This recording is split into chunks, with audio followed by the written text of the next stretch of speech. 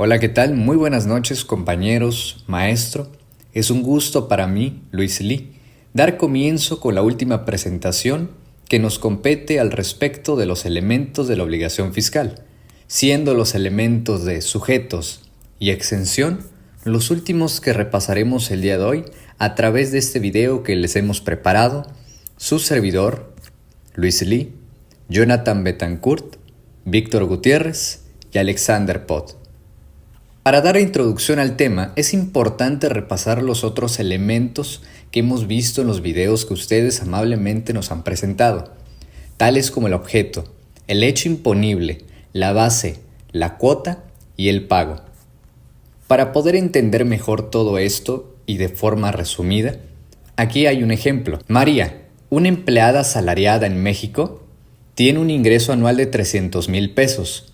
Después de aplicar deducciones por gastos médicos y pensiones, su base imponible se reduce a 280,000 pesos. Con tasas progresivas de ISR del 10% para los primeros 200,000 y del 15% para el excedente. La cuota tributaria es entonces de 32,000 pesos. María realiza el pago antes de la fecha límite, obtiene un recibo como comprobante y cumple con su obligación fiscal. Muy bien.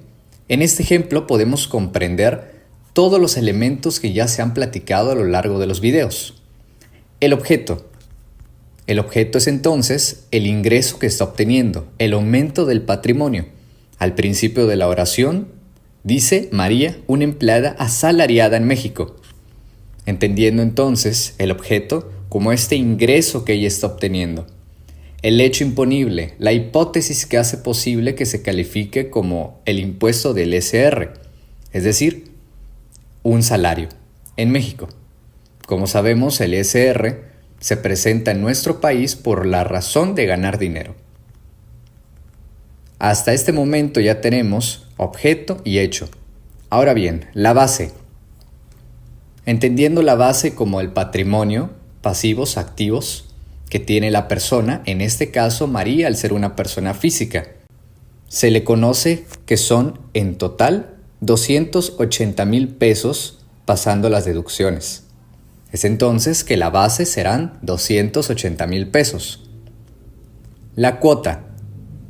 Haciendo el cálculo posterior, sabemos que la cuota es de 32,000 pesos. Y finalmente el pago, donde se nos menciona en el párrafo que María realizará el pago antes de la fecha límite, y si no cumple con esta obligación podría resultar en sanciones por parte de las autoridades fiscales. Es de esta forma que en este ejemplo podemos contemplar todos los elementos analizados en los videos que presentaron amablemente nuestros compañeros anteriormente, pasando por el objeto, el hecho imponible, la base, la cuota, el pago, y a continuación, ahora sí, vamos a comprender mejor la figura que juega, la figura que representa y en la que se clasifica María como una persona física. Para ello, a continuación, estaremos repasando el elemento de los sujetos en la obligación fiscal. Estos hacen referencia a las personas o entidades que están involucradas en el proceso del cobro y pago de los impuestos, es decir, las obligaciones y responsabilidades que tienen que ver con el cumplimiento de las normas fiscales. Dentro de estos sujetos existen los sujetos activos y los sujetos pasivos, los cuales se ven intrínsecamente involucrados en la relación del pago y cobro de los impuestos. Por su parte, los activos se definen como las entidades encargadas de recibir el pago de los impuestos. Estos pueden ser a través de organizaciones a nivel estatal, federal, entidades locales y municipales, dependiendo de la normativa vigente, así como las normativas propias de cada nivel de gobierno. El sujeto activo tiene dos facetas. La primera, que es por medio del legislador, el cual está encargado de crear las normas tributarias, es decir, las leyes fiscales, así como establecer las sanciones que se deberán aplicar en caso de incumplimiento.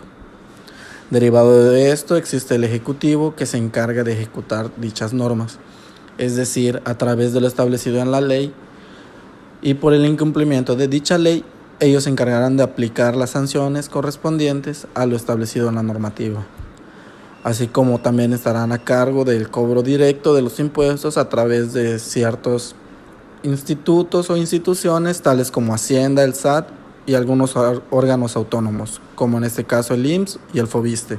Los sujetos pasivos se entienden como las personas físicas o morales, en ciertos casos extranjeros, pero en su mayoría de casos personas mexicanas en país mexicano. En el caso de las personas extranjeras, estas solo están obligadas dependiendo de los impuestos que deberán pagar siempre y cuando estén establecidos o deban cumplir con cierta normativa especial. Existen dos clases de personas pasivas, que es la persona física, que es cualquier persona dotada de capacidad de goce, es decir, cualquier persona mexicana, física o extranjera que esté obligada por la normativa al pago de impuestos. Estas personas físicas pueden adquirir en cualquier momento derechos y obligaciones y en ciertos casos, como el de los menores de edad y los incapaces, estos estarán representados por un tutor legal quien fungirá directamente como el sujeto pasivo. Las personas morales son todas estas asociaciones o grupos formados a través de actas constitutivas, las cuales al crearse en extremo derecho como entidades morales, adquieren ciertos derechos y obligaciones con respecto al pago de impuestos, los cuales pueden ser llevados a cabo a través de un representante legal que hasta cierto punto es una persona física. Dentro de la clasificación de los sujetos pasivos en la legislación mexicana tenemos al sujeto contribuyente, que es la persona física, que generalmente son individuos que pagan impuestos sobre la renta, sobre bienes inmuebles, sobre ventas, entre otros, o pueden ser personas morales, que son entidades como empresas, organizaciones o corporaciones que pagan impuestos sobre sus ganancias, activos, ventas, entre otros, que están sujetos a obligaciones tributarias, es decir, que están legalmente obligadas a pagar impuestos al Estado como consecuencia de su actividad económica, ya que son el sujeto pasivo de la obligación tributaria, y se encuentran inscritos ante el Registro Federal de Contribuyentes, siendo así los deudores principales de la administración tributaria. Tenemos al contribuyente de derecho y de hecho. El contribuyente de derecho se refiere a la persona o entidad que, según la ley fiscal, está legalmente obligada a pagar un impuesto determinado. Esta obligación puede surgir debido a diversas circunstancias, como ingresos generados, actividades comerciales realizadas, entre otros. Por ejemplo, en el caso del impuesto sobre la renta, el contribuyente de derecho sería la persona física o jurídica que está sujeta a impuestos sobre sus ingresos. Por otro lado, tendremos al contribuyente de hecho. Hace referencia a la persona o entidad que, aunque no esté formalmente designada como contribuyente por las leyes fiscales, soporta la carga económica del impuesto en la práctica. Esto puede ocurrir en situaciones donde, aunque legalmente la responsabilidad de pagar el impuesto recae en otra parte, la carga financiera del impuesto finalmente se traslada a una persona o entidad diferente. Para entender un poco más el tema, tenemos el siguiente ejemplo.